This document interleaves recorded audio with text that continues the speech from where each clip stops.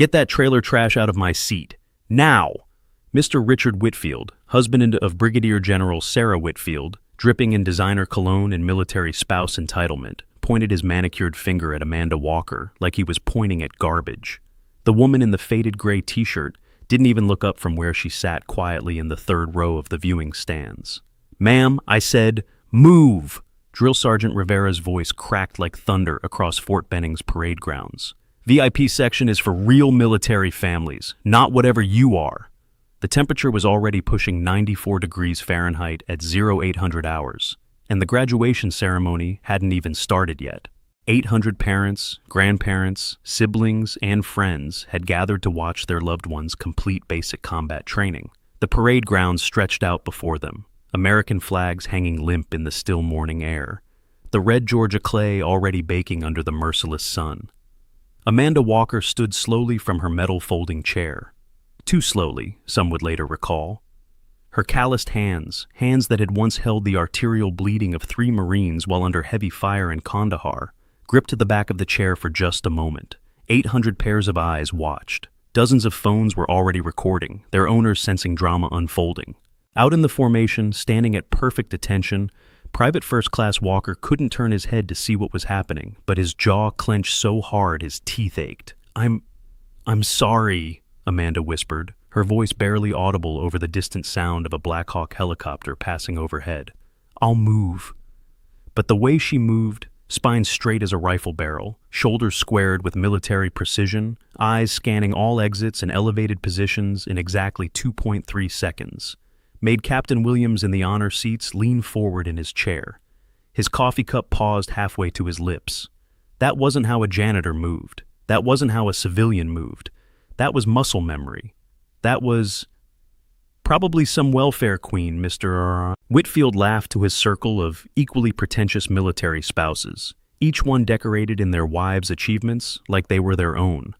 "Look at those boots. Goodwill Special. Her poor son must be so embarrassed. Can you imagine having to claim that as your mother?" Amanda sat in the last row of the bleachers, as far from the VIP section as physically possible, while still being able to see the ceremony. Alone, silent, watching her only son prepare to graduate while everyone treated her like she was nothing more than dirt beneath their feet.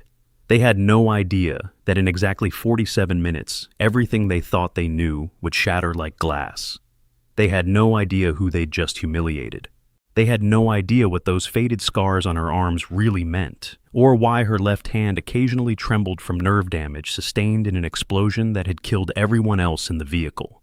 The morning had started 14 hours earlier when Amanda Walker had climbed into her 2009 Ford F-150 pickup truck at 2:15 a.m. in Topeka, Kansas. The odometer read 247,312 miles. The air conditioning hadn't worked since 2018, and the passenger door only opened from the outside, but it ran, and that was all that mattered. She had driven 1,247 miles straight through, stopping only for gas and to use the restroom at truck stops where no one looked twice at a middle-aged woman in worn clothes. She had arrived at Fort Benning at 4:30 a.m., 3.5 hours before the ceremony was scheduled to begin. The parking lot was empty except for a few staff cars and the night shift military police making their rounds. Amanda had parked in the furthest corner of the lot, wanting to avoid any possibility of blocking someone more important. She had sat in her truck, watching the sunrise paint the sky in shades of orange and red that reminded her too much of the skies over Helmand Province, and pulled out a carefully folded American flag from her bag. The flag was folded in the traditional triangle, presented to her 8 years ago by a Navy honor guard at a funeral she still couldn't fully remember through the haze of grief and prescription sedatives. Chief Petty Officer Marcus Walker, Navy SEAL Team 6, killed in action during a classified operation in Syria. The details were still classified, would probably remain classified long after she was gone. All she knew was that he had died saving his team, that his body had been recovered, and that their son, then only 10 years old, had stood beside her at Arlington National Cemetery, trying so hard to be brave while his world crumbled around him. Now, as she sat in the back row of the bleachers, she could see that same boy, 18 years old and standing tall in his Army combat uniform, preparing to graduate with honors. Private First Class Thomas Walker had not only completed basic combat training, but had been selected as the distinguished honor graduate of his cycle, scoring perfect marks in marksmanship, land navigation, and leadership evaluations. The instructors didn't know that his mother had taught him to shoot when he was 12, using her husband's rifle at a range in Kansas, where no one asked questions about the woman, with the 1,000-yard stare teaching a kid to control his breathing and squeeze, not pull, the trigger. Before taking her seat in the bleachers, Amanda had noticed an elderly gentleman, easily 82 years old, struggling with a heavy bag near the entrance to the viewing area. Without hesitation, Amanda had moved to help, lifting the bag with an ease that belied her slight frame. "Oh, thank you, dear," the old man had said, his voice quavering with age and emotion. "I'm here to see my great-grandson graduate. His parents couldn't make it. Work, you know." "No need to thank me, sir," Amanda had replied quietly, carrying the bag to the man's seat in the front row, the VIP section where Amanda herself would soon be ejected from. "Congratulations on your great-grandson's achievement." "Are you here for someone special?" the elderly man had asked. "My son," Amanda had said simply, then moved away before more questions could follow. She didn't mention that she was the only one there for him, that his father's parents had died in a car accident 3 years ago, that her own parents had disowned her when she'd chosen the military over their plans for her to marry the banker's son back in Ohio. The simple act of kindness hadn't gone unnoticed. Master Sergeant Torres, standing near the entrance checking his clipboard, had watched the interaction with interest. Something about the way the woman moved, the economy of motion, the constant awareness of her surroundings, triggered something in his memory. He'd seen that kind of movement before, in operators coming back from deployment, in the elite soldiers who occasionally passed through Benning on their way to more classified destinations. Now, as Amanda sat in exile in the back row, she carefully pulled out a tissue from her pocket and began folding it. Her fingers moved with practiced precision, creating perfect angles and crisp edges. To anyone watching, it might have looked like nervous fidgeting, but the way she folded it, creating the exact dimensions and angles used in military honor guard flag folding, was another tell that Captain Williams caught from his position in the VIP section. His eyes narrowed slightly as he watched her complete the fold in exactly the regulation 13 movements. "I don't know why they even let people like that on base," Mr. Whitfield continued, his voice carrying deliberately so Amanda could hear every word. "Look at her. Probably hasn't seen the inside of a gym in 20 years. Wearing a t-shirt to her own son's graduation, no makeup, no effort. It's disrespectful to the uniform, honestly. My wife would never allow such standards to slip." The irony wasn't lost on Amanda. Under the loose gray t-shirt that hid her figure, her body was still corded with functional muscle, maintained through 5 a.m. runs and the physical demands of her job at the VA hospital, where she mopped floors and cleaned the rooms of wounded warriors who had no idea they were being tended to by someone who had once been one of them. The decision to dress down, to appear as unremarkable as possible, had been deliberate. She didn't want to draw attention. This was Thomas's day, not hers. Lieutenant Colonel Hayes, a man whose combat experience consisted of 6 months in the Green Zone, where the greatest danger had been food poisoning from the mess hall, strutted over to where Amanda had originally been sitting. His uniform was immaculate, every ribbon and badge perfectly aligned, his shoes polished to a mirror shine that would have made any drill sergeant proud. "Ma'am," he said to Amanda, in a tone that made it clear the term of respect was purely procedural, "I'm going to have to ask you to move. This section is reserved for immediate family members of honor graduates and distinguished guests." "I am immediate family," Amanda had replied quietly. "My son is—" "Private First Class Walker?" Hayes had interrupted, looking at his list with obvious skepticism. "The distinguished honor graduate?" His eyes traveled over Amanda's appearance again, taking in the faded jeans with the small tear at the knee, the scuffed boots that had walked through blood and sand in places he couldn't imagine, the calloused hands of someone who clearly worked manual labor. "I see. Well, regardless, this particular section is for, well, it's for VIP families. I'm sure you understand." Amanda had understood perfectly. She understood that in their eyes, she didn't look like the mother of the top graduate. She didn't look like someone who belonged in the same space as the husbands of generals and colonels. She looked like what she had chosen to become, invisible, unremarkable, forgotten. It was safer that way. For her, for Thomas, for everyone. The move from the third row to the last row had been observed by dozens of people, many of whom whispered among themselves about the poor woman being put in her place. But a few observers, those with trained eyes, noticed details that didn't fit the narrative. The way she moved through the crowd without bumping into anyone, despite not seeming to look where she was going. The way her eyes tracked movement in her peripheral vision. The way she automatically positioned herself with clear sight lines to all exits and kept her back to a wall. Drill Sergeant Rivera, a man who prided himself on being able to break down any recruit and build them back up into a soldier, had been particularly harsh in his dismissal. "This is a military ceremony," he had barked at Amanda. "There are standards, dress codes. Maybe you should have thought about that before showing up looking like you just rolled out of bed." If he had known that the woman he was addressing had once spent 72 hours straight in a hide site in Fallujah, peeing in bottles and eating cold MREs while providing overwatch for a Marine unit clearing houses, never moving, never complaining, he might have chosen his words more carefully. If he had known that rolling out of bed for her had once meant 0.3 seconds from unconscious to fully armed and ready to engage the enemy, he might have shown more respect.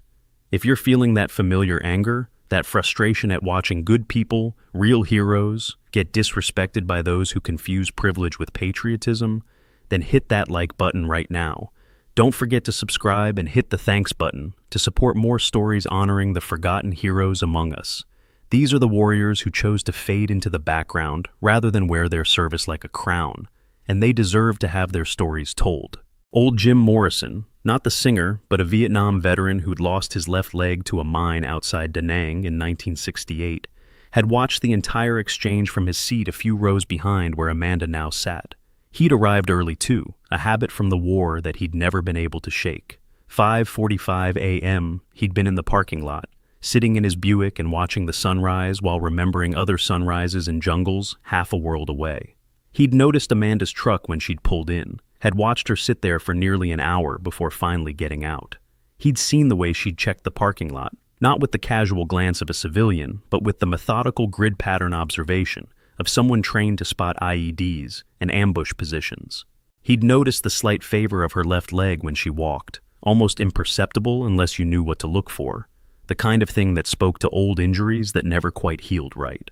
When she'd been forced to move to the back row, Jim had gotten up from his seat, his prosthetic leg clicking slightly as he walked, and moved to sit just a few seats away from her, not close enough to intrude, but close enough to show solidarity.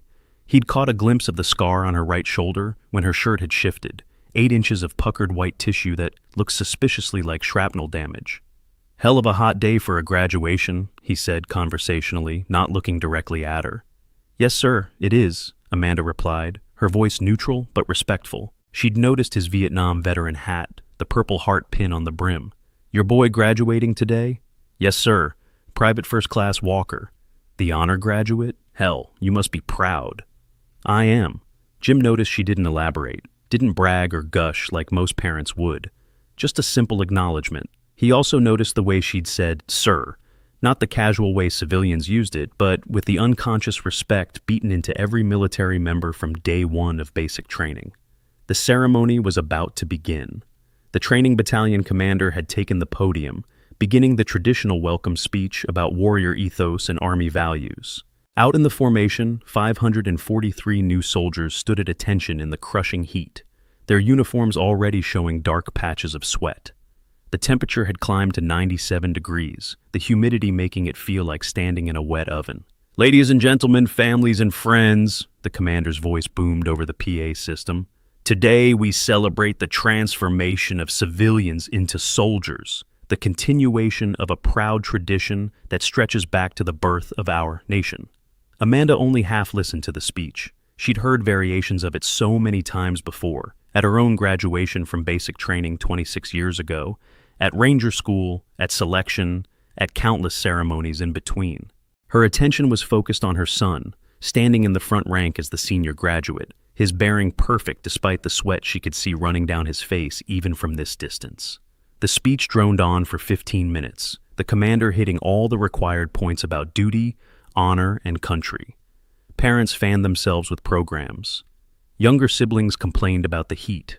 Girlfriends took selfies with the formation in the background. And through it all, Amanda sat perfectly still, her breathing controlled, her eyes never leaving her son. Then it happened. 32 minutes into the ceremony, just as the battalion sergeant major was beginning to call out individual awards, a commotion erupted in the formation. A soldier in the third rank suddenly wobbled, his legs buckling. He tried to lock his knees, tried to stay upright, but the combination of heat, dehydration, and stress was too much. Private Jackson, 19 years old from Detroit, pitched forward and hit the ground with a sound that carried across the parade ground. For a moment, nobody moved. Heat casualties were common at summer graduations, and there were protocols in place. The medical team, stationed in an air-conditioned tent 100 yards away, began gathering their gear. But they were 300 yards from where Private Jackson had fallen, and in heat like this, every second counted. Amanda was moving before the soldier's body had fully settled on the ground. She didn't run exactly. It was more of a controlled sprint, the kind of movement that looked almost casual but covered ground with shocking speed. She vaulted the 3-foot barrier between the spectator area and the parade ground in a single fluid motion that would have impressed any parkour athlete. "Move! Move! Move!" she barked, her voice carrying the unmistakable tone of command authority as she pushed through the formation. Soldiers automatically stepped aside, their training responding to the voice even as their minds tried to process what was happening. She reached Private Jackson in 12 seconds flat, dropping to her knees beside him with the controlled slide of someone who'd done this before, on concrete, on gravel, on sand, on surfaces far less forgiving than parade ground grass. Her hands were already checking his pulse, finding it rapid and thready, while simultaneously assessing his breathing. "You! Get me water! Now!" She pointed at the nearest drill sergeant. "You! Find something for shade. You! Call for the medics and tell them we have a heat casualty with potential cardiac involvement." Her voice was calm but carried the kind of authority that brooked no argument. "Everyone else, back! Give him air!" Her hands moved with practiced efficiency, loosening his uniform, elevating his legs, checking his pupils. When she found his pulse starting to become irregular, she didn't hesitate. Using pressure points and massage techniques taught only in advanced combat lifesaver courses, she began stabilizing his heart rhythm while simultaneously cooling his core temperature with water someone had brought. Captain Williams had stood up from his seat, his phone already out. Something about the way she was working, the specific protocols she was following, triggered a memory. He'd seen this before, in a classified briefing about combat medicine techniques developed by Joint Special Operations Command. Techniques that weren't taught in standard first aid courses, or even regular combat lifesaver training. Techniques that were classified and restricted to special operations medics and certain intelligence personnel. "Get gauze from the med kit," Amanda ordered a nearby sergeant. "We need to protect his airway in case he vomits." She positioned Private Jackson in a modified recovery position that Williams recognized as the tactical field recovery position, designed to maintain airway while allowing for rapid movement if necessary. It was a small detail, but telling. The way she worked was mechanical, automatic, her muscle memory taking over. She didn't have to think about what to do next. Her hands simply knew. 47 seconds after she'd reached him, Private Jackson's pulse had stabilized. His breathing was becoming regular. His eyes fluttered open.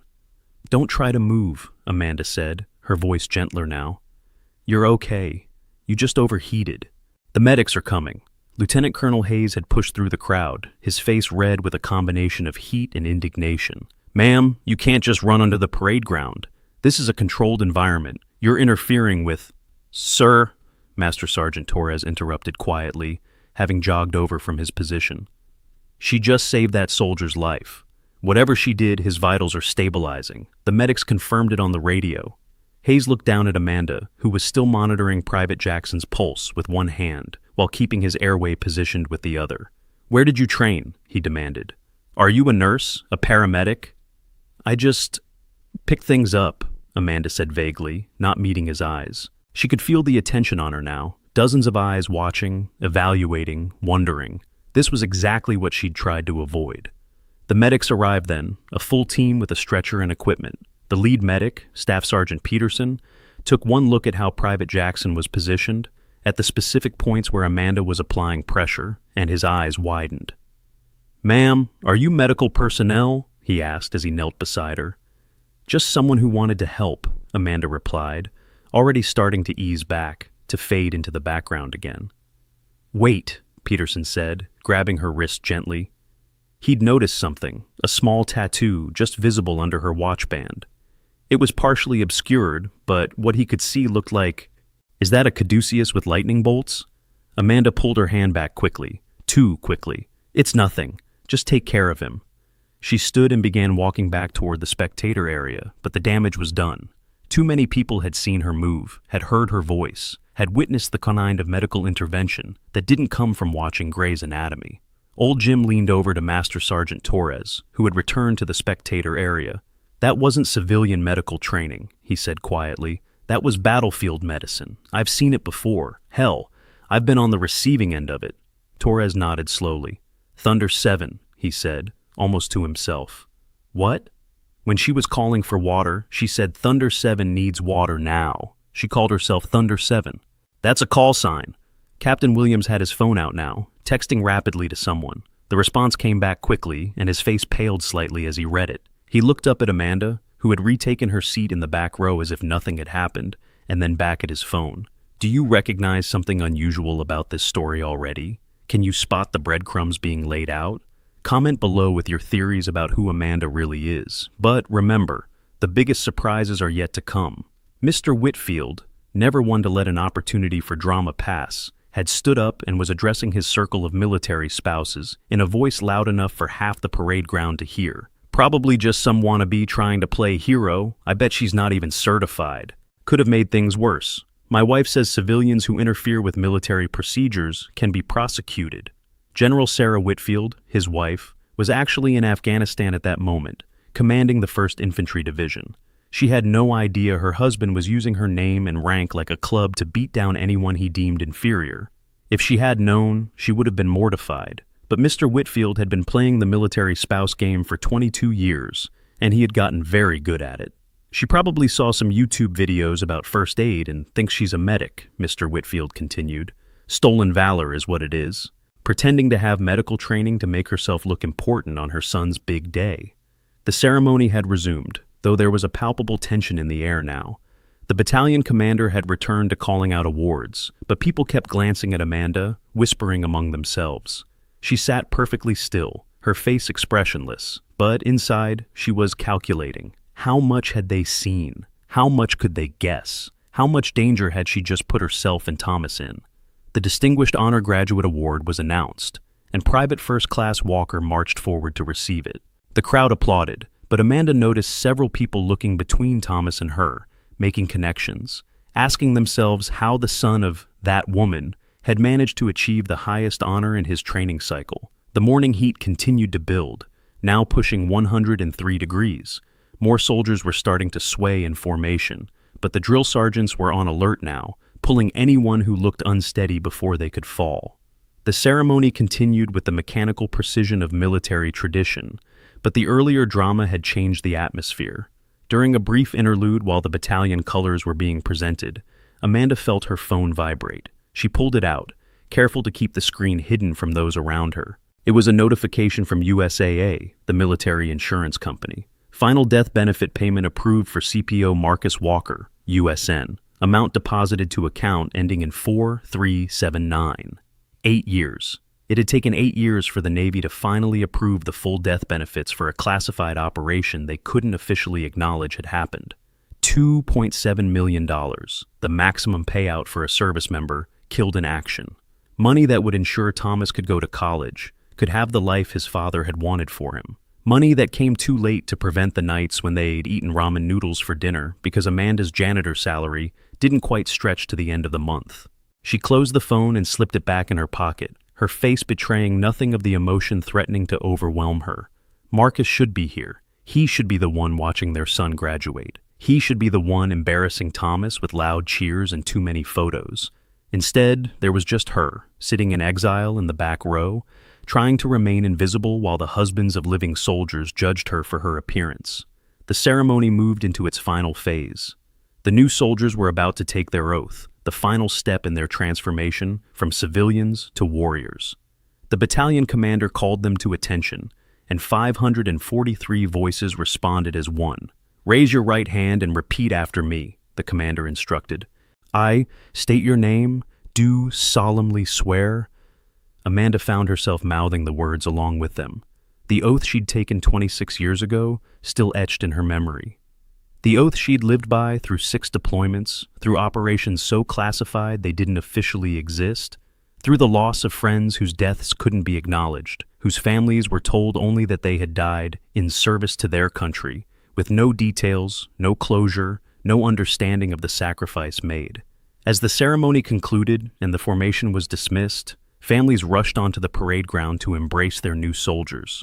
Amanda stayed seated, watching as Thomas was surrounded by the families of other honor graduates, their parents congratulating him, taking photos with him, treating him like the exceptional young man he was, even as they wondered where his own family was. She watched him scan the crowd, looking for her, and when their eyes met across the chaos of celebrating families, she gave him a small nod and the tiniest of smiles. He started toward her, but was intercepted by Lieutenant Colonel Hayes. "Private Walker," Hayes said loud enough for others to hear, "your mother caused quite a disruption earlier, running onto the parade ground like that. It's highly irregular." "Sir, she was helping—" "I'm sure she meant well," Hayes interrupted, his tone suggesting he believed nothing of the sort. "But there are protocols, standards. Perhaps you could explain to her that military ceremonies are not the place for civilian heroics." Thomas's jaw clenched, the same tell his mother had when she was controlling her anger. "Yes, sir," he said through gritted teeth. Mr. Whitfield had approached now, drawn like a shark to blood in the water. "Your mother seems to have a flair for the dramatic," he said to Thomas, his voice dripping with false sympathy.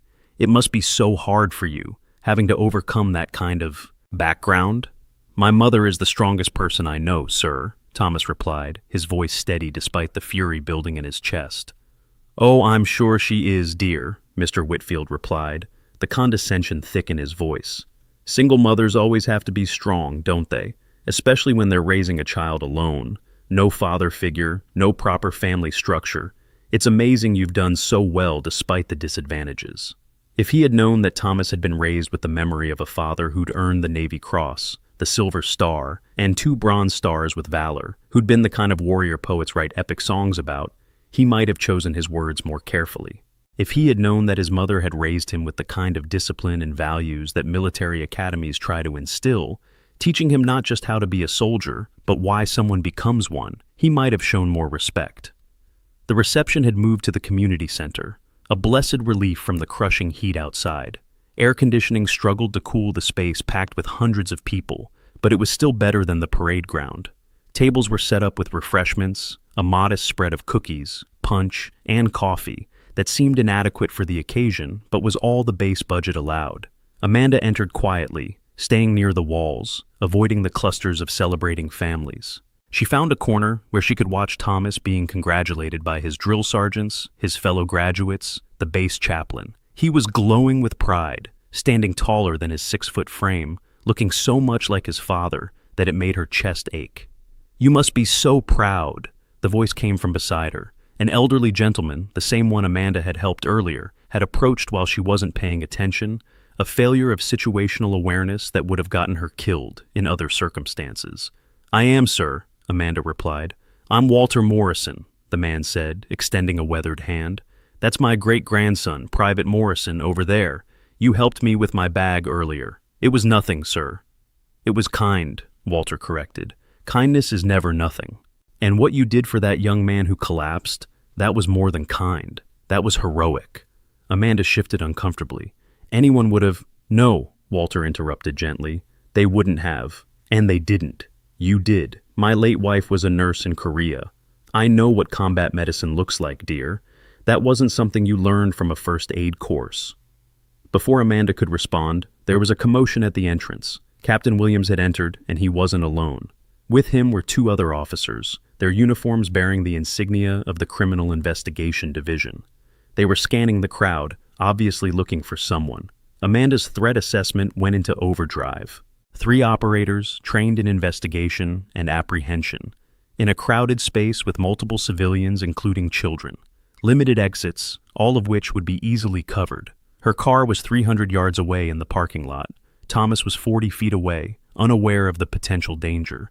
Tactical situation, extremely unfavorable. The investigators' eyes found her, and they began moving through the crowd in her direction. Not aggressively, not urgently, but with purpose. Amanda stayed perfectly still, running through options in her mind. Run? That would cause a scene, ruin Thomas's day, and ultimately be futile. Fight? Absolutely not. These were American soldiers, the same uniform she'd once worn. Submit? Most likely, but to what? Captain Williams reached her first, the two CID officers flanking him.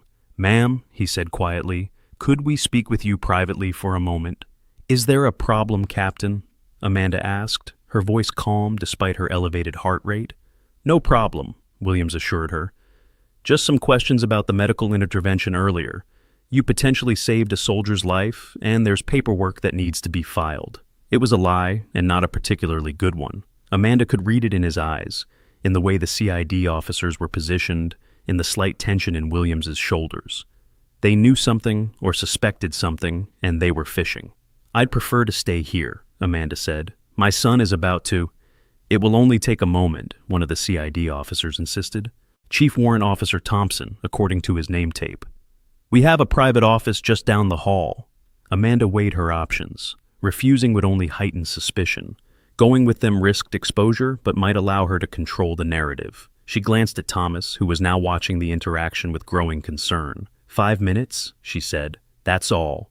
They led her to a small conference room, the kind used for briefings and meetings. The walls were covered with unit patches, photos of graduating classes, motivational posters with Army values. It was aggressively normal, which somehow made it more threatening. Captain Williams closed the door and turned to face her. "Ma'am, I'm going to be direct. The medical techniques you used on Private Jackson are classified.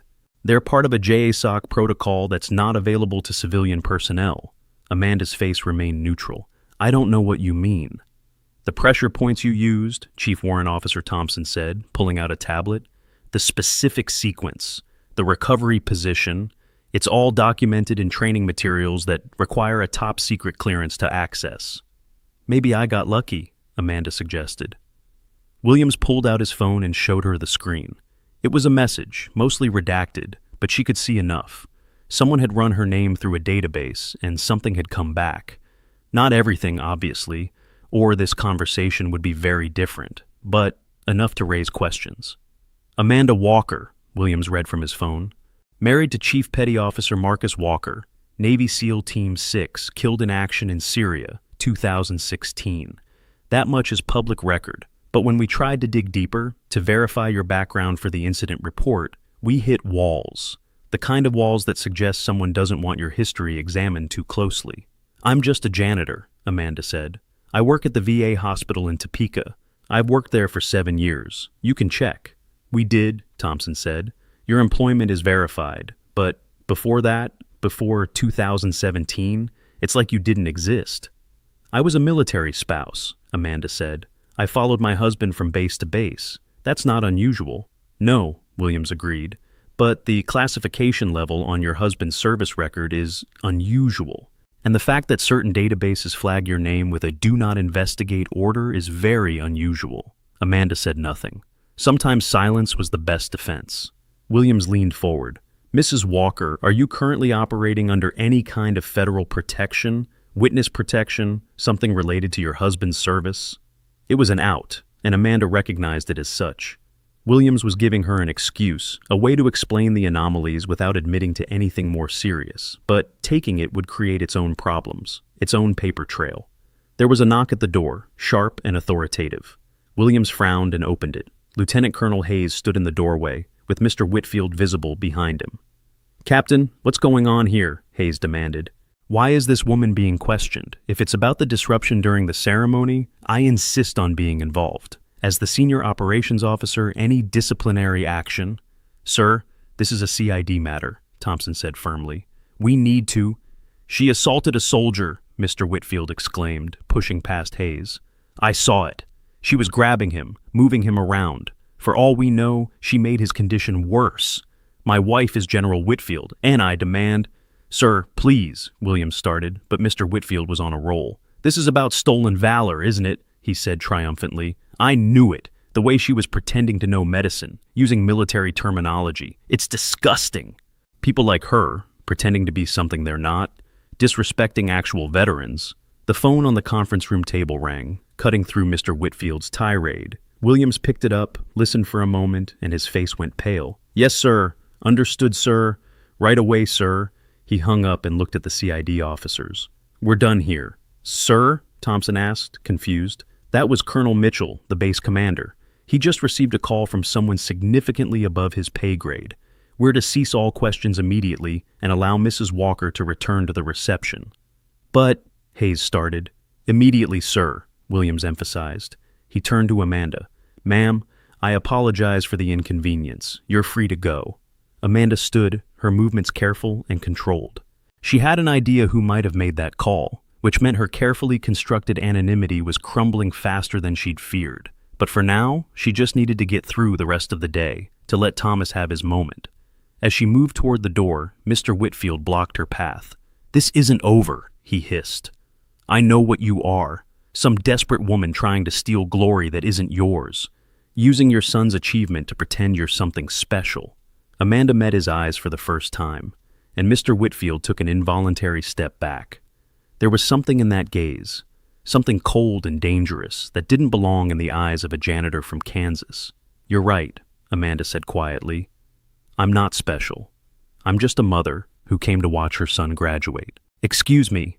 She walked past Mr. Whitfield and out of the conference room, leaving behind a very confused group of officers and one very angry military spouse. But as she returned to the reception, she noticed something had changed. People were looking at their phones, whispering urgently, glancing at her with expressions that ranged from confusion to awe.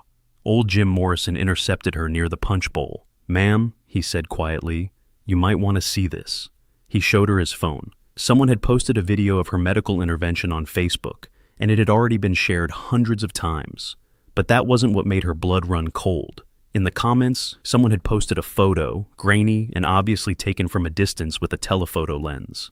It showed a younger Amanda in full combat gear, face partially obscured by tactical sunglasses, standing next to a helicopter. The caption read, "This is the same woman, Task Force Black. Iraq 2009. If you know, you know." The photo was real. She remembered that day, remembered the mission that had followed, remembered the 3 operators who hadn't come back. But that photo should not exist. It was supposed to have been classified, all evidence of that operation destroyed or locked away in a vault somewhere in Fort Bragg. "Who posted this?" she asked Jim. "Accounts already deleted," he said, "but the damage is done. It's spreading." Amanda looked across the room at Thomas, who was still surrounded by well-wishers, still unaware that his mother's past was about to come crashing into their carefully constructed present. She had worked so hard to give him a normal life, to keep him away from the shadow world she'd inhabited, to let him forge his own path without the weight of her history. Now, it was all about to unravel, but that was a problem for later. Right now, there was a more immediate threat. Mr. Whitfield had cornered Thomas and was saying something that had his face flushing red with anger. Amanda moved through the crowd, people unconsciously stepping aside as she approached, responding to something primal in her presence they couldn't quite identify. "Your mother is a fraud and a liar," Mr. Whitfield was saying, "and when my wife gets back from Afghanistan, she'll make sure everyone knows it. Stolen valor is a federal crime, and—" "Mr. Whitfield," Amanda's voice was quiet, but carried the kind of authority that made generals pause. "You're speaking to a United States Army soldier about his mother. I suggest you reconsider your words." Mr. Whitfield spun around, his face twisted with righteous indignation. "How dare you! You have no right to—" He stopped mid-sentence because Captain Williams had appeared at Amanda's shoulder, and his expression was strange. He was looking at his phone, then at Amanda, then back at his phone. "Mrs. Walker," he said slowly, "I just received another message from JSOC. They're asking—" He paused, seemingly unable to process what he was reading. "They're asking if Lieutenant Colonel Walker requires any assistance." The room seemed to freeze. Lieutenant Colonel, not Mrs. Walker, not Amanda, Lieutenant Colonel Walker. Mr. Whitfield's mouth opened and closed like a fish out of water. Hayes took a step back. Even the CID officers looked stunned, but it was the reaction of the older veterans in the room that was most telling. Several of them had come to attention, not fully, but straightening in a way that suggested muscle memory, responding to the presence of a senior officer. "I think there's been a mistake," Amanda said carefully. Williams looked at his phone again. "Ma'am, I have a Lieutenant General Patterson on the line. He says, and I quote, 'Tell Sam I'm sorry her cover's blown, but we've got her back.' Do you know what that means?" Sam. Nobody had called her Sam in 8 years. It was the nickname her team had used, back when she'd been Captain Samantha Sam Chen, before she'd married Marcus, before she'd become Amanda Walker, before she'd tried to disappear into the anonymous life of a Kansas janitor. The silence in the room was deafening. Thomas was staring at her with a mixture of confusion and growing understanding. He'd always known there were things about his mother's past she didn't talk about, classified things related to his father's service. But this was beyond anything he'd imagined. "Mom?" he said quietly. Before Amanda could respond, there was another commotion at the entrance. 3 men in civilian clothes, but with the unmistakable bearing of special operators, entered the room. The lead one, a mountain of a man with a beard that would make a Viking jealous, scanned the room until his eyes found Amanda. "Sam!" he called out, a huge grin splitting his face. "Holy hell, it is you!" Amanda closed her eyes for a moment. Mike Tiny Richardson, former Delta Force, now working for some alphabet agency doing things that didn't officially happen in places that didn't officially exist. They'd run operations together in Iraq, Syria, Afghanistan, and a handful of other countries that would never appear in any official record. "Hello, Tiny," she said resignedly. He crossed the room in quick strides and, ignoring all protocol and the stunned stares of everyone present, pulled her into a bear hug that lifted her off her feet. "We thought you were dead," he said. "After Marcus, you just disappeared. No forwarding address, no contact, nothing." "That was the point," Amanda said as he set her down. "Yeah, well, your boy breaking records at Basic kind of put you back on the radar. Did you really think nobody would notice when the son of Marcus Walker and Sam Chen started tearing through training like a junior operator?" The room was buzzing now. Everyone had their phones out, either recording or frantically Googling the names being mentioned. Several of the older veterans had moved closer, drawn by the mention of units and operations they recognized. "Excuse me?" Mr. Whitfield's shrill voice cut through the noise. "This is obviously some kind of elaborate joke. This woman is a janitor. She cleans hospitals. She drives a broken-down truck. She cannot possibly be Sir," Tiny turned to face him, his expression hardening. "With all due respect, which is none, you're speaking about Lieutenant Colonel Samantha Chen Walker, formerly of the Activity Task Force Black, and about a dozen other units that don't officially exist. She's got more combat ribbons than your wife has PowerPoint presentations, and she's forgotten more about warfare than most soldiers ever learn." "The Activity doesn't accept women," Hayes protested weakly. Tiny laughed, but there was no humor in it. "The Activity doesn't officially exist, sir. Hard to have gender policies for something that's not real. But if it did exist, and if it did occasionally recruit the best intelligence operators regardless of gender, then Sam here would have been their golden child." "This is absurd," Mr. Whitfield spluttered. "Look at her. She's nobody. She was sitting in the back row. She drives a truck that's falling apart. She's been living on a janitor's salary while raising her kid alone because her husband's death benefits were tied up in red tape for 8 years, Tiny said coldly. She gave up everything, her career, her identity, her entire life, to keep her son safe from the enemies she'd made. Enemies that would love to get their hands on the family of the operative who disrupted their operations across 3 continents.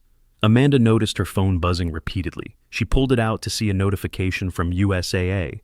Final death benefit payment for Chief Petty Officer Marcus Walker, approved and deposited, $2.7 million. The money that could have changed everything years ago, arriving just when her past was catching up to her anyway. The irony wasn't lost on her. The room had gone quiet again, everyone processing what they'd just heard. Thomas moved to stand beside his mother, his presence a silent show of support that made her throat tight with emotion. "Is it true?" he asked quietly. "All of it?" Amanda looked at her son, seeing Marcus in his eyes, in the set of his jaw, in the way he stood ready to face whatever came next. "Some of it," she admitted, "the parts that can be true." "The Syria operation," Thomas said, understanding dawning in his eyes. "Dad didn't die in a regular SEAL operation, did he? You were both there. You were working together." Amanda's silence was answer enough. Captain Williams cleared his throat. "Ma'am, I apologize for the investigation earlier. We had no idea." "You did your job, Captain," Amanda interrupted. "No apology necessary." "Actually," Williams said, looking at his phone again. "I've just received orders from very high up. You're to be provided with any assistance you require, including security if needed. There's concern that with your identity exposed." He didn't need to finish. Amanda understood. 8 years of carefully maintained cover, blown in a single morning. By nightfall, her face would be all over social media. By tomorrow, intelligence agencies from a dozen countries would know exactly where she was. The enemies she'd made, the terrorist cells she'd disrupted, the operations she'd burned, they'd all know where to find her. And more importantly, they'd know where to find Thomas. "We need to go," she said to her son. "But the graduation dinner—" Now Thomas. He recognized the tone, the one that brooked no argument, the one that had gotten him through childhood scrapes and teenage rebellions. He nodded, but as they moved toward the exit, Mr. Whitfield made one last attempt to salvage his dignity. "This is all lies," he announced to the room. "My wife is a general. She would know if this woman was really who they claim. This is just an elaborate—" His phone rang, cutting him off. He answered it with a sharp, "What?" His face went pale as he listened. "Yes, dear, yes, I understand, but—" He was cut off, listened some more, and his face went from pale to ashen. "Yes, dear, I'll apologize immediately." He ended the call and turned to Amanda. His entire demeanor changed. "My wife just called from Afghanistan," he said, his voice barely above a whisper. She said to apologize. She said you saved her life in Mosul in 2014. She said she never knew it was you because the operator who pulled her out of that ambush was listed as classified." The room was silent, everyone watching this dramatic reversal. Amanda remembered that operation, remembered pulling a wounded brigadier out of a burning vehicle while under heavy fire, remembered not sticking around for thanks because she had 3 more extractions to complete that night. "She said," Mr. Cesar Whitfield continued, tears now streaming down his face, "that our children grew up with a mother because of you. That she's alive because of you." He took a shaky breath. "I'm so sorry. I'm so sorry." It would have been easy to be cruel, to twist the knife a little, to make Mr. Whitfield suffer for his earlier behavior. But Amanda had seen too much real suffering to take pleasure in this man's humiliation. "Your wife is a good officer," Amanda said simply. "Take care of her when she comes home. Combat leaves marks that don't always show." She turned to leave, but old Jim stood up, his prosthetic leg clicking as he came to attention, and rendered a perfect salute despite not being in uniform. "Ma'am," he said, his voice thick with emotion, "thank you for your service." One by one, every veteran in the room stood and saluted. Then the active duty soldiers, regardless of rank, came to attention. Even the CID officers and Captain Williams rendered honors. It was a violation of protocol, saluting indoors, saluting in civilian clothes, saluting someone not in uniform, but protocol had left the building the moment Amanda's true identity had been revealed. Thomas watched his mother return the salute with the same precision she'd taught him, the same bearing that had been drilled into her decades ago and never left. When she lowered her hand, he saw something glistening in her eyes, though her face remained composed. "We really do need to go," she said quietly to him. As they moved toward the exit, Tiny fell into step beside them. "Sam, we've got a safe house set up. The boys are already moving to secure your residence in Kansas. We'll have a full security detail." "No," Amanda said firmly. "I'm done hiding. I've got Thomas's college to think about, and he worked hard for this graduation. We'll take basic precautions, but I'm not disappearing again. Sam, be reasonable. You know what's out there. You know who's still looking for you." Amanda stopped and looked at him. "They've been looking for 8 years, Mike. The only thing that's changed is now they know where to find me. Maybe it's time to stop running." "This is insane," Tiny protested. Marcus is dead," Amanda said flatly. "And I've spent 8 years dishonoring his memory by pretending to be nobody. Thomas deserves to know who his parents really were, both of them." They walked out into the scorching Georgia afternoon, the temperature now pushing 107 degrees. Amanda's old truck sat baking in the parking lot, looking even more decrepit surrounded by the newer vehicles of other families. "So," Thomas said as they approached it, "Lieutenant Colonel?" "Retired," Amanda said. "Very retired. Delta Force? Technically, Delta Force doesn't exist. The activity really doesn't exist." Thomas was quiet for a moment. "The scars. They're not from a car accident, are they?" "IED outside Kandahar," Amanda admitted. 2013. Your father pulled me out of the wreckage. It's how we met, actually. Nothing says romance like battlefield triage. Despite everything, Thomas laughed. It was the same laugh as his father's, the one that had gotten her through dark nights in places where hope was a luxury. As they reached the truck, Amanda noticed several black SUVs positioned strategically around the parking lot. Tiny's people, already in place. She might have refused official protection, but her former teammates weren't going to leave her exposed. "Mom," Thomas said as she unlocked the truck, "why didn't you ever tell me?" Amanda looked at her son, this young warrior who was just beginning his journey, and tried to find the words. How could she explain the weight of secrets, the burden of a past that couldn't be acknowledged, the fear that her enemies would find him if they knew he existed? "To keep you safe," she said finally, "and to let you choose your own path. You enlisted because you wanted to serve, not because you were trying to live up to some impossible legacy." "But I am," Thomas said. "Living up to a legacy, I mean, Dad's, and now yours." "No," Amanda said firmly. "You're creating your own. That's what we fought for, Thomas. So the next generation could choose their own battles, or choose not to battle at all." They climbed into the truck, the ancient air conditioning struggling futilely against the heat. As Amanda started the engine, her phone rang. Unknown number, but with a Jordan country code. She knew that call pattern. "Walker," she answered. "Colonel Walker, please hold for the Secretary of Defense." Amanda's eyes widened slightly. She put the phone on speaker so Thomas could hear. "Colonel Walker?" The voice was familiar from countless news broadcasts. "Mr. Secretary, I'll be direct. We need you back.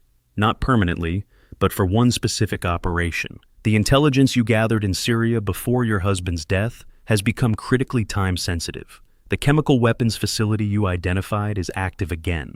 We need someone who knows the terrain, the players, and can operate with absolute precision." "I'm retired, sir." "I know.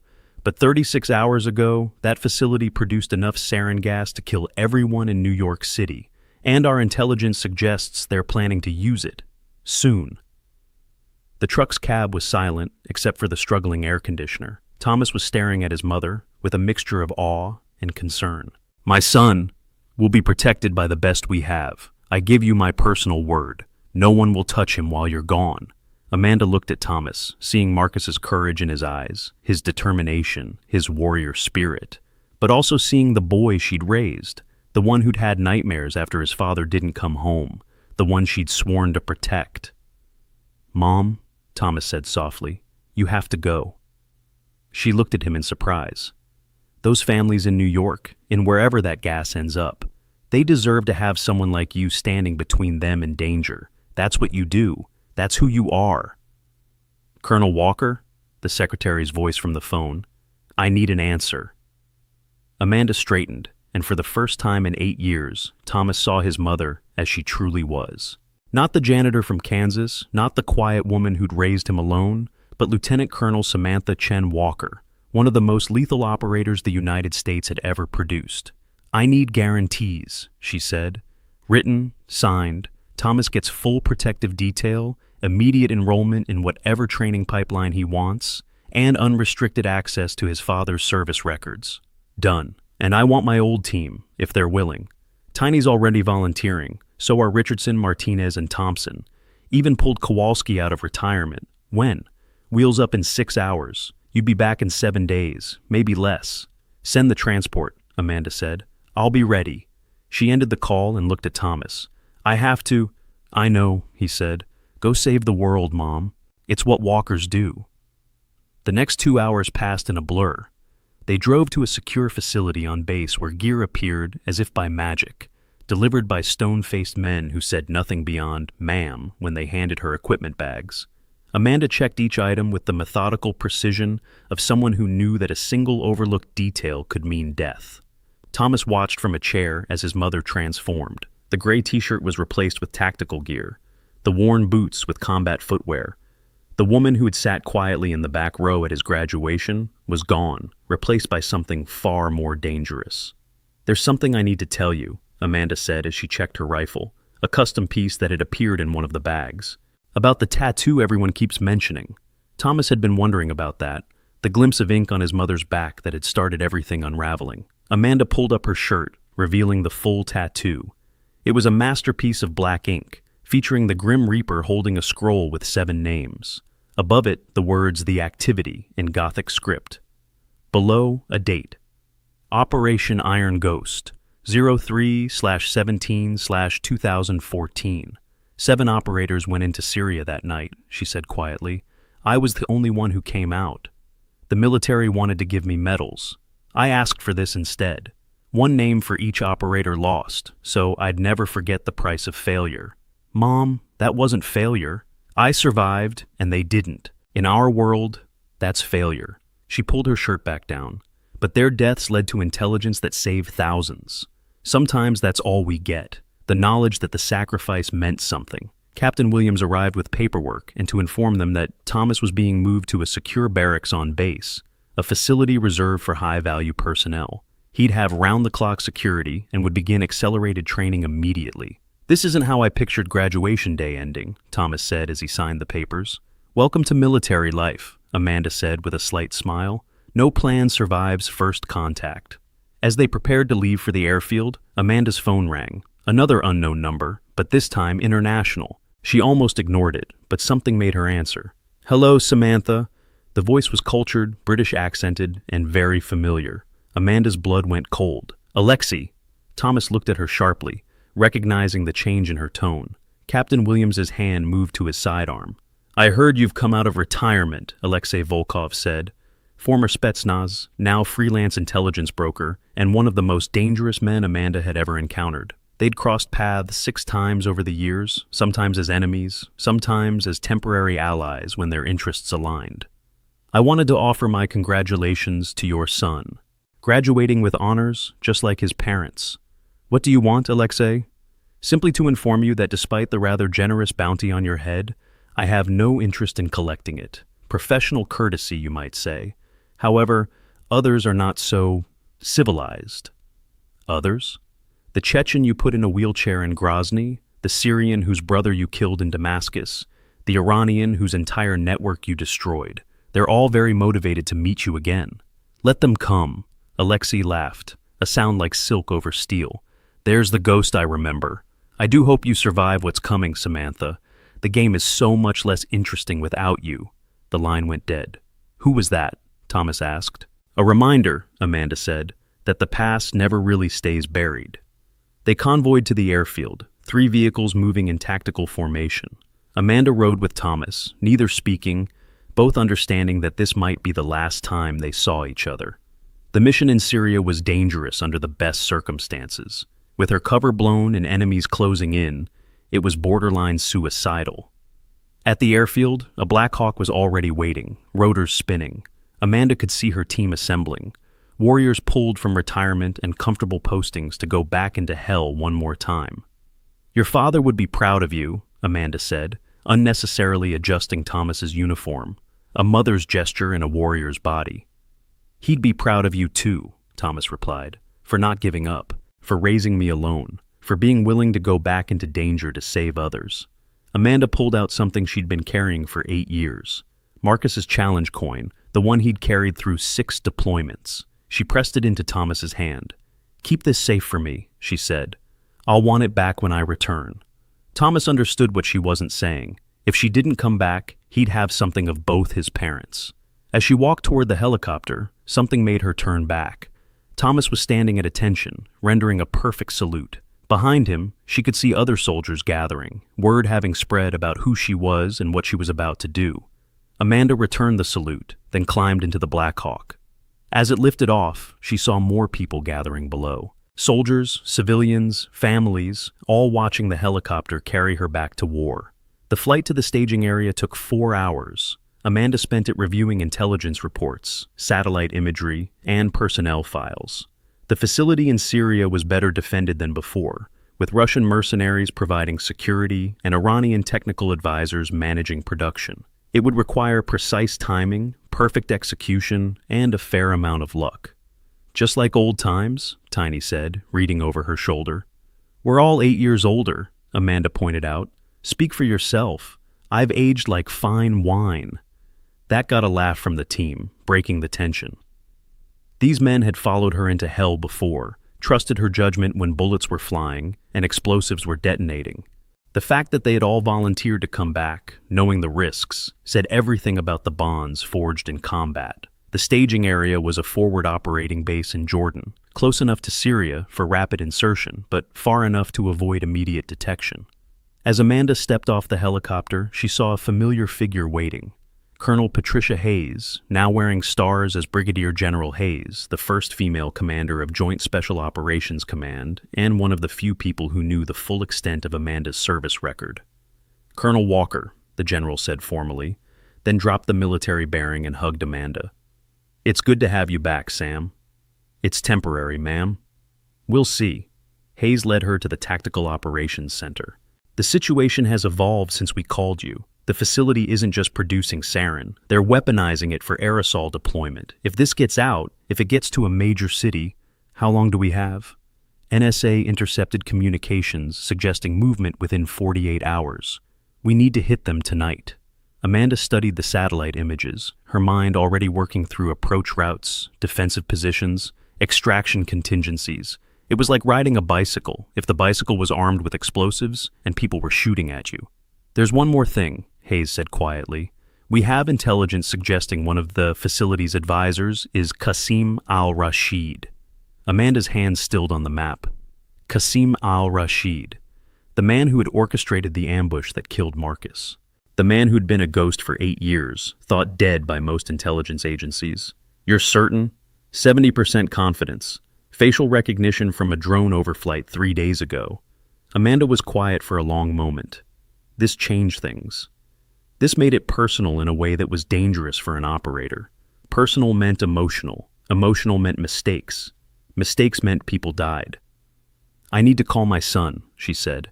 Hayes nodded and pointed to a secure phone. Amanda dialed the number she'd memorized, waiting as it connected through multiple encrypted relays. "Mom?" Thomas's voice, concerned. "I'm safe. We're about to step off. I wanted to hear your voice." "Be careful." "I will. Thomas, if something happens, nothing's going to happen. You're going to complete the mission and come home. That's what walkers do." Amanda smiled despite herself. "When did you get so wise?" "I had a good teacher." After she hung up, Amanda found her team making final preparations. Weapons cleaned and checked, ammunition distributed, medical supplies allocated, each man moving with the economy of motion that came from years of practice. "Insertion is halo jump from 30,000 feet, she briefed them. "We go in dark, no comms with base until extraction. Primary objective is destroying the chemical weapons. Secondary is eliminating production capability. Tertiary is intelligence gathering." "What about al-Rashid?" Martinez asked. "If we encounter him, he's a target of opportunity. But the mission comes first." They all understood. The mission always came first. As the sun set over the Jordanian desert, painting the sky in shades of red that reminded Amanda too much of blood, she stood alone for a moment, looking north towards Syria. Somewhere out there was the man who'd taken Marcus from her, from Thomas. It would be easy to make this about revenge, but that wasn't who she was. She was a professional, a warrior, a protector. The mission was saving innocent lives, preventing a chemical attack that could kill thousands. Personal feelings were a luxury she couldn't afford. The C-130 was waiting on the tarmac, engines running. Amanda and her team loaded up, each lost in their own pre-mission rituals. Some prayed, some checked equipment obsessively. Amanda pulled out a photo, worn from years of handling. Marcus and Thomas at the beach, both laughing at something off camera, their last vacation together, 2 weeks before Marcus's final deployment. "Time to go," Tiny said softly. Amanda tucked the photo away and picked up her rifle. Time to go indeed. The jump was perfect, 6 operators falling through the night sky like deadly raindrops. They landed 2 clicks from the facility, buried their chutes, and began the approach march. The terrain was familiar, painfully so. Amanda had operated in this area before, knew every wadi, every ridge, every potential ambush site. They reached the overlook position just after midnight. Below them, the facility sprawled across a valley, lit up like a small city. Through her night vision, Amanda could see guards patrolling, vehicles moving, workers loading containers onto trucks. "They're already moving product," Richardson whispered. Amanda studied the scene, her mind calculating. The original plan had been to wait, to observe, to strike at the optimal moment. But if those trucks left, If that gas reached its destination, we go now, she decided. Tiny Martinez, take the south entrance. Richardson Thompson, the motor pool. Kowalski, you're with me on the production building. And if we encounter Al-Rashid? Amanda's face was hidden behind her night vision goggles, but her voice was ice. Then he dies badly. They moved like ghosts down the hillside, 6 shadows flowing through the darkness. The first guard never knew what hit him, Tiny's knife finding the gap in his body armor with surgical precision. The second managed half a shout before Martinez's suppressed rifle spoke once. Amanda and Kowalski reached the production building, a concrete structure hardened against aerial attack. But every fortress had weaknesses, and Amanda had spent 8 years thinking about facilities like this, how to crack them open, how to destroy what was inside. The door was locked, but Kowalski had it open in 12 seconds. They flowed inside, weapons up, every corner a potential threat. The hallway stretched ahead, doors on either side, the smell of chemicals thick in the air even through their masks. The first room was storage, barrels of precursor chemicals that would become deadly gas with the right processing. The second was equipment, centrifuges and mixers and things Amanda didn't want to think too hard about.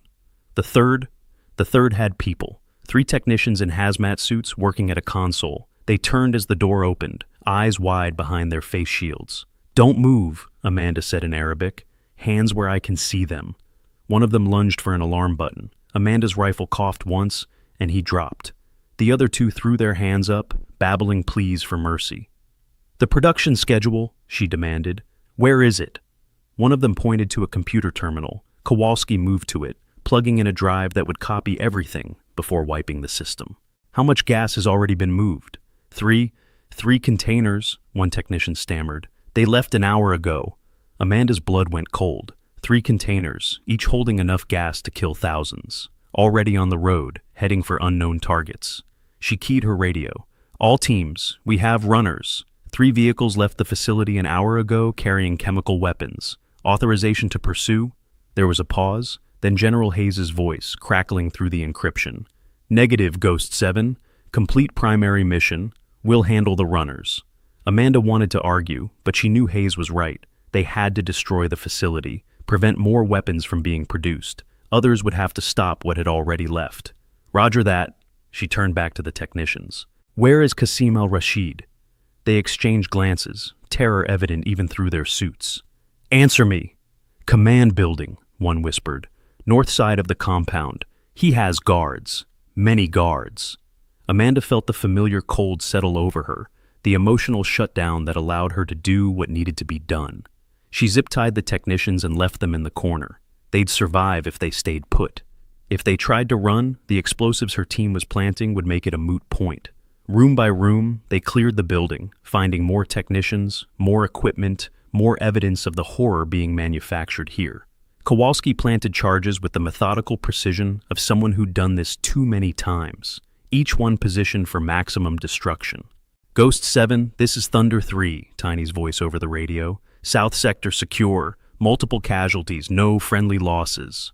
"Thunder 4, motor pool neutralized," Richardson reported. "All vehicles disabled." Amanda and Kowalski emerged from the production building as the others converged on their position.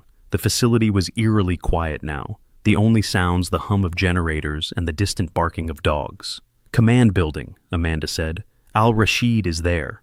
"That's not the mission," Tiny reminded her. "It is now." They moved as one toward the north side of the compound. The command building was better defended, with actual soldiers rather than just hired guards. Russian mercenaries from the Wagner Group, Amanda recognized their equipment and tactics. This would be harder. The first exchange of fire erupted as they approached the perimeter. Automatic weapons fire split the night, tracers drawing deadly lines through the darkness. Amanda and her team took cover behind concrete barriers, returning fire with controlled bursts. "Flashbang," she ordered. Martinez pulled the pin and lobbed it over the barrier. The explosion of light and sound was followed immediately by Amanda and Tiny rushing forward, weapons chattering. 2 mercenaries down, then 3, then 4, but more were coming, pouring out of the building like angry wasps. "We're gonna get pinned," Richardson warned. Amanda spotted a drainage pipe running under the building. "Kowalski, can you fit?" The demolitions expert grinned. "I can fit anywhere with enough explosives." "Do it. Rest of you, covering fire." For 7 minutes, they held position, trading fire with an increasingly desperate defense.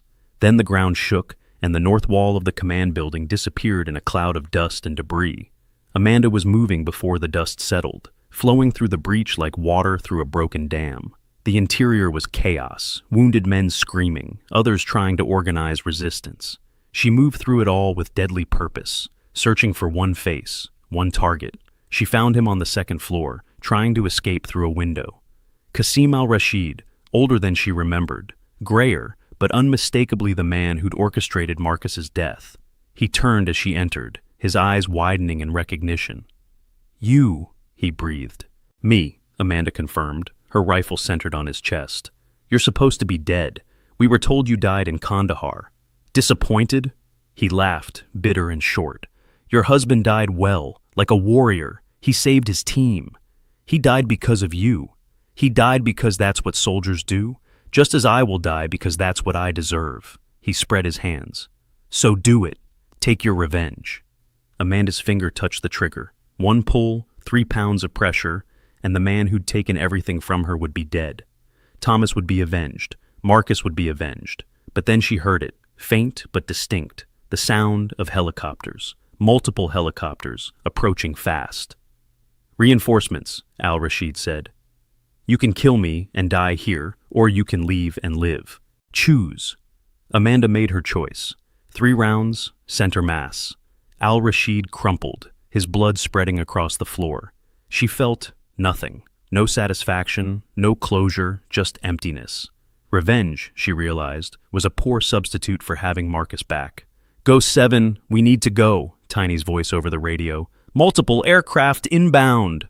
Amanda took one last look at al-Rashid's body, then ran. Her team was already at the extraction point, the charges set, the detonators armed.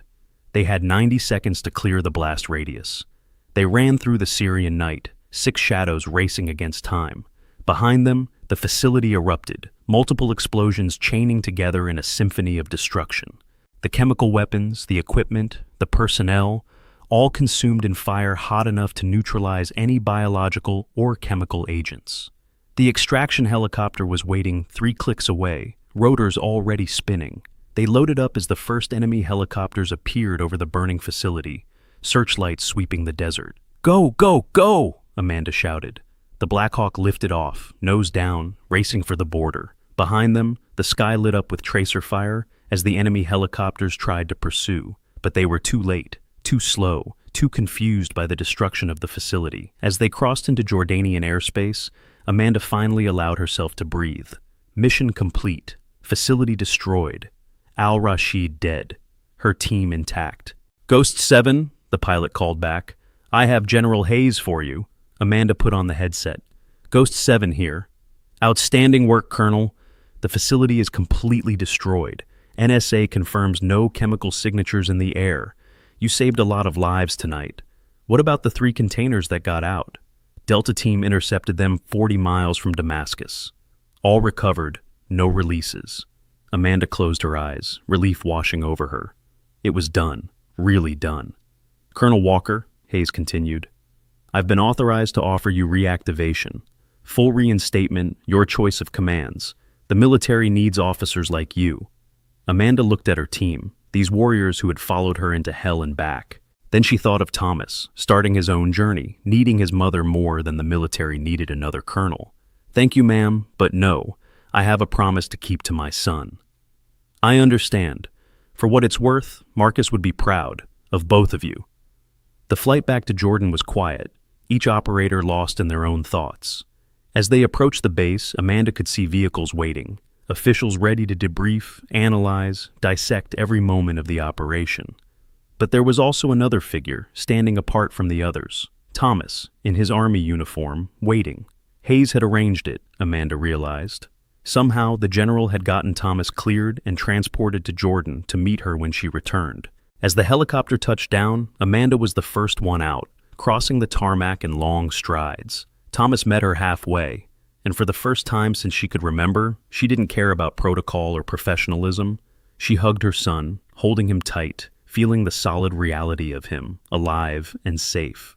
"You came back," he said into her shoulder. "I promised."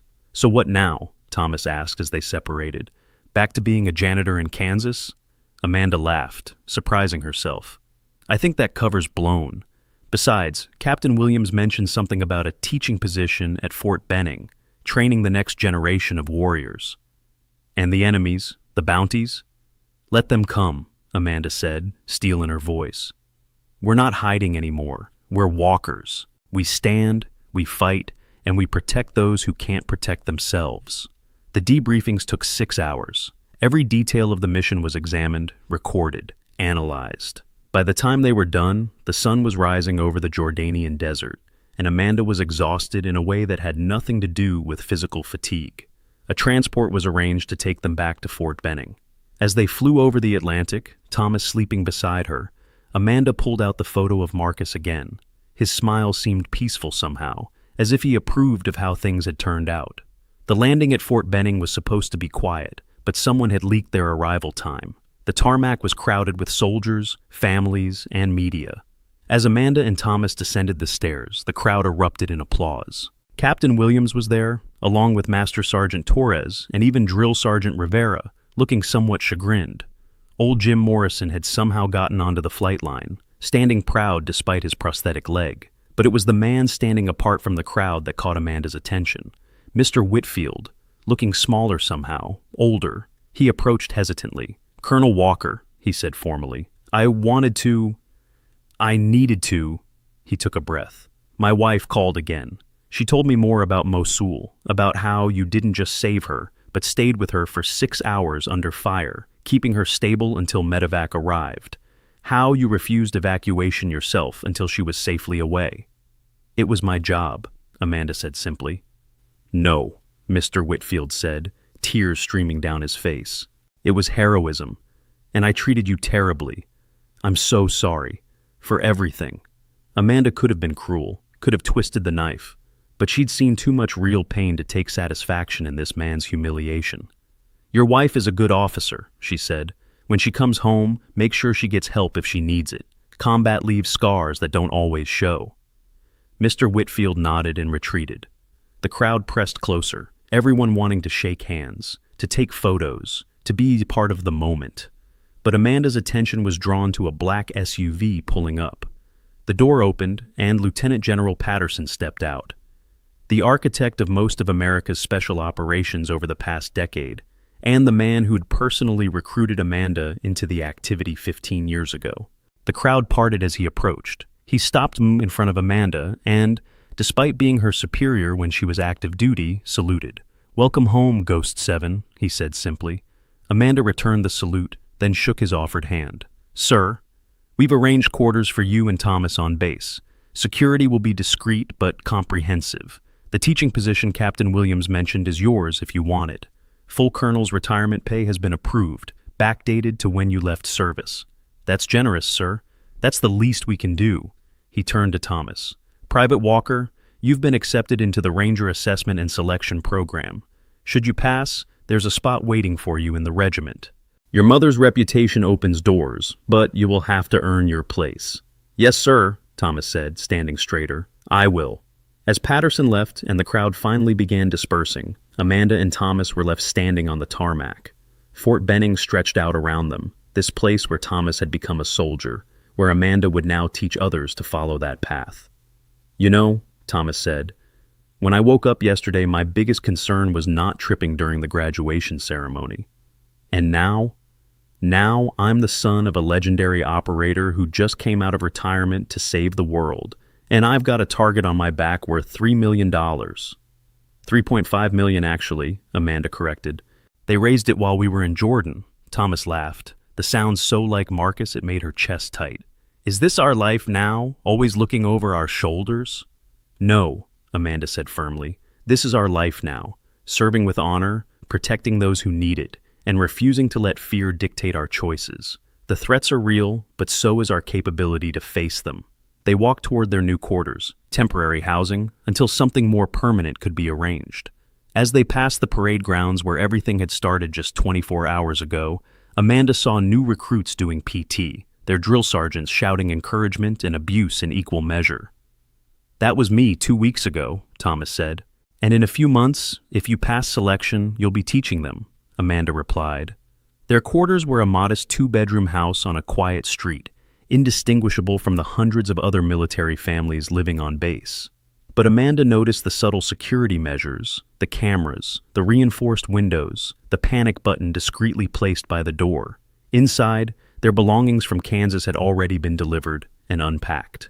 Someone, probably Tiny, had even set up the photos from their old life. Marcus in his dress uniform, Thomas at various ages, the three of them at the beach, that last vacation before everything changed. They were interrupted by a knock at the door. Amanda checked the peephole before opening it. General Hayes stood there, now in civilian clothes but still carrying herself like the warrior she'd always been. Colonel Walker, we've had an interesting development. The president has been following the situation. She'd like to video call you and Thomas, if you're willing. Amanda looked at Thomas, who nodded. They were led to the base communications center, where a large screen showed the presidential seal. Moments later, it was replaced by the president herself, sitting in the situation room. Colonel Walker, Private Walker, the president said, I wanted to personally thank you both. Colonel, your actions tonight saved thousands of American lives. And Private Walker, your sacrifice in letting your mother return to duty shows a maturity beyond your years. Thank you, ma'am, they said in unison. Colonel, I understand you've declined reactivation, but I'd like to make you a different offer. The National Security Council needs advisors who understand asymmetric warfare and counterterrorism.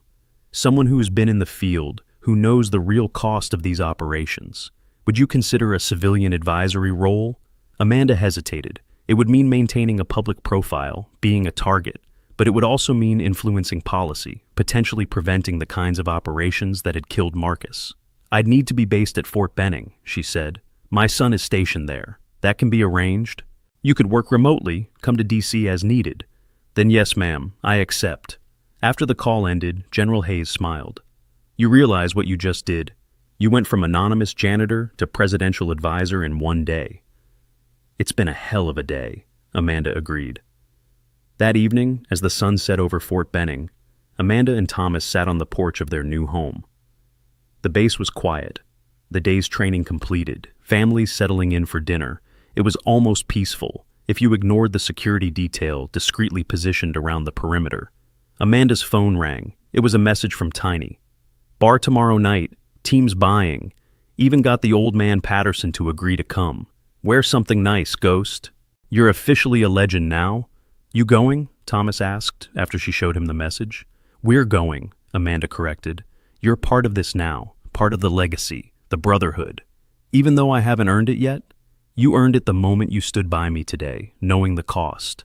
She stood, stretching muscles still sore from the mission. Besides, these are the people who will have your back when you're downrange. Best to know them before you need them. Thomas asked, Do you think Dad would be proud of how things turned out? Amanda looked at her son, this young warrior just beginning his journey. She thought of Marcus, of his sacrifice, of the legacy he'd left behind. He'd be proud of you, she said, following your own path, making your own choices. And he'd be proud that we survived, that we're not hiding anymore. And the fact that you just saved thousands of lives? He'd say it was just another day at the office, Amanda smiled. Then he'd make some terrible joke about it. As darkness fell over Fort Benning, Amanda's phone buzzed with another message. This one was from an encrypted source, but she recognized the routing. Colonel Walker, the message read, Congratulations on your successful mission. 3 terrorist cells have gone dark since your identity was revealed. Your reputation alone has become a deterrent. Welcome back to the light. A friend. Amanda showed it to Thomas. Seems like just being known is its own kind of weapon. Is that a good thing? It means fewer people will try to hurt us, and those who do will know exactly what they're facing. The next morning brought new challenges. Thomas began his preparation for Ranger selection, a grueling process that would test every aspect of his physical and mental capabilities. Amanda started her new role, teaching advanced combat medicine to special operations medics, while simultaneously advising the NSC on counterterrorism operations. 3 weeks later, Amanda stood in her new office at Fort Benning, looking at a wall covered with photos, her old team in Iraq, Marcus in his dress whites, Thomas at various ages. and newest, a photo from his graduation day, both of them standing together in front of the flag. Captain Williams knocked in and entered. "Ma'am, you have visitors." Behind him were 5 young soldiers, all women, all wearing the insignia of different special operations support units. "Colonel Walker," the lead one said, a staff sergeant with intelligent eyes and steady bearing, "we were hoping you could tell us about the activity, about what it takes to become what you became." Amanda looked at these young warriors, seeing herself 25 years ago, eager and determined and ready to prove themselves in a world that still doubted women could operate at the highest levels. "Sit down," she said. "Let me tell you about the price of excellence and why it's worth paying." As she began to speak, sharing lessons learned in blood and sacrifice, Amanda realized this was her new mission, not hiding in the shadows, not pretending to be nobody, but standing in the light and showing others the way forward. 6 months later, Thomas completed Ranger selection, earning his tab through the same determination and grit his parents had shown. Amanda pinned it on him herself, her hands steady despite the emotion threatening to overwhelm her. "Your father would be so proud," she whispered. "He is," Thomas replied, touching the challenge coin in his pocket. "Both of them are." The ceremony was smaller than his basic training graduation, but no less meaningful. This time, Amanda sat in the front row, in uniform, her medals gleaming in the sunlight.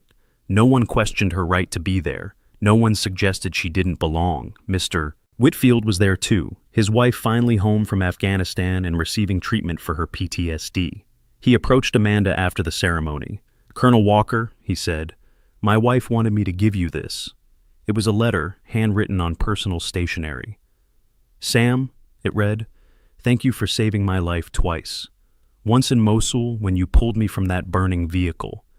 And again when you told my husband to make sure I got help. The therapy is working. I'm healing. And it's because you understood what combat does to us. With deepest respect and gratitude, Sarah Whitfield." Amanda folded the letter carefully and tucked it away. Another reminder that the mission never really ended. It just changed form. As the sun set over Fort Benning that day, Amanda stood with Thomas on the same parade ground where everything had changed. New recruits were forming up for evening PT, their drill sergeants already barking orders. "Look at that," Thomas said, pointing to a young female recruit helping another with her gear. "Reminds me of someone." "Everyone needs help sometimes," Amanda said. "The trick is being strong enough to give it and humble enough to accept it." Her phone buzzed. Another mission, another crisis somewhere in the world that needed her expertise. But this time, she wouldn't be going alone into the darkness. She had Thomas to think about, students to teach, a legacy to build. "You going to take it?" Thomas asked, seeing her check the message. "Not this one," Amanda said, deleting it. "My war is here now, teaching the next generation to be better than we were, smarter, stronger, more prepared." They walked back toward their quarters, 2 warriors in a long line of warriors, carrying forward a tradition of service and sacrifice. The porch light was on, not waiting for someone who would never come home, but welcoming those who had found their way back. That night, Amanda sat at her desk, writing her first official report as an NSC advisor. The topic: Preventing Future Syria Operations Through Enhanced Intelligence Integration. Every lesson learned from Marcus's death, from her years in hiding, from the mission that had brought her back, distilled into recommendations that might save other families from their loss. Thomas knocked as and entered, carrying 2 cups of coffee. "Thought you could use this." "Thanks." She took a sip, remembering countless nights in forward operating bases, sharing instant coffee with Marcus while planning operations. "Mom," Thomas said, "I've been thinking about what comes next. And I want to follow your path, not just Rangers, but further, Delta, the activity, whatever it takes." Amanda looked at her son, seeing the determination in his eyes, the same fire that had driven her and Marcus to excel beyond normal limits. "It's not an easy path," she warned. "The right path rarely is," Thomas replied. "You taught me that." She smiled. "Then we'd better get started. Your real training begins now." As Thomas left to begin his evening workout, Amanda returned to her report, but her mind wandered to the photo on her desk, the one from the beach, their last perfect moment as a complete family. "We did it, Marcus," she whispered. "We kept him safe. We gave him choices, and he chose to serve, just like us." Outside, she could hear the sounds of the base settling into evening routine. Taps would play soon, marking the end of another day. But for Amanda Walker, Ghost 7, Lieutenant Colonel, Mother, Warrior, the mission continued. The phone rang. General Hayes. "Colonel, we have a situation. 3 American aid workers taken hostage in Somalia. The president is asking for your assessment." Amanda pulled up the satellite imagery on her computer, her mind already working through scenarios, options, probabilities. "I'll have a recommendation in 30 minutes, she said. "Thank you. And Sam, it's good to have you back where you belong." After the call ended, Amanda sat back in her chair, where she belonged. For 8 years, she'd thought that was in the shadows, hidden, forgotten. But now she understood. She belonged here, in the light, using her experience to guide others, to prevent the kind of losses her family had suffered. Her computer pinged, an encrypted message from an unknown sender. "Ghost 7, watched your son's Ranger graduation. Impressive. The apple doesn't fall far from the tree. Perhaps our paths will cross again under better circumstances. A.V. Alexei Volkov. Still watching, still playing his games, but also, in his way, showing respect." Amanda deleted the message and returned to her work. Let him watch. Let them all watch. She had nothing to hide anymore. The next morning brought a new class of special operations medics, eager to learn from someone who'd actually used these skills in combat. As Amanda entered the classroom, they all stood at attention. "Sit," she said. "Your first lesson? In the field, standing at attention makes you a target. In here, we're all equals learning from each other." One young sergeant raised his hand. "Colonel, is it true you were the only female operator in the activity?" "I was one of 11 women who served in various capacities over 2 decades, Amanda corrected. "Each of us had to prove ourselves every single day. Not because we were women, but because the mission demanded excellence regardless of gender." "What happened to the others?" Amanda was quiet for a moment. 3 were killed in action. 4 are still serving in classified positions. 3 retired. I'm the only one who tried to disappear completely. She looked at the class. It didn't work out quite as planned. That got a laugh, breaking the tension. "Now," Amanda continued, pulling up a presentation on combat casualty care, "let me teach you how to keep people alive when everything is going wrong. Because that's what we do. We stand between death and those we protect, and we don't back down." The weeks turned into months. Thomas excelled in his Ranger battalion, already being watched by Delta selection cadre. Amanda's recommendations led to 3 successful hostage rescues and the prevention of 2 terrorist attacks. The bounty on their heads remained, but no one had tried to collect. The reputation of Ghost 7 and her son had become its own shield. One evening, Amanda received a package with no return address. Inside was a photo she'd never seen before. It showed her and Marcus on their wedding day, both in dress uniform, both glowing with happiness and hope for the future. There was a note.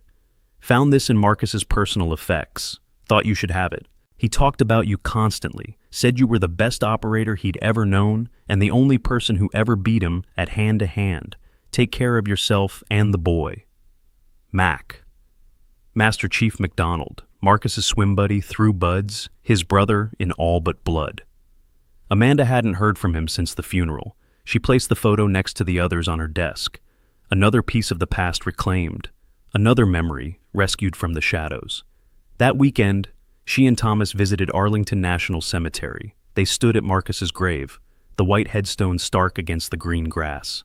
Chief Petty Officer Marcus Walker, Navy SEAL, beloved husband and father. "I miss him," Thomas said quietly. "So do I. Every day."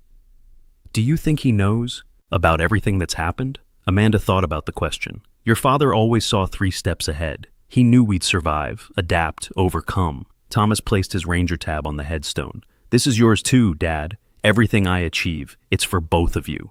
Walking back through the cemetery, Amanda's phone rang. Another crisis. She let it go to voicemail. "Not answering?" Thomas asked.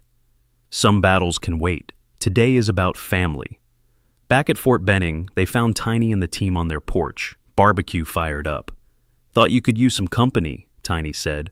"Someone needs to teach the kid how to properly grill." "MREs don't count, rookie," he added when Thomas protested. The evening filled with stories and laughter. As the sun set, Amanda looked around at these warriors who'd become family. Thank you, she told Tiny, for not giving up on me. Never leave a fallen comrade, even if they're just really good at hiding. Later, Thomas joined her on the porch. Was it worth it?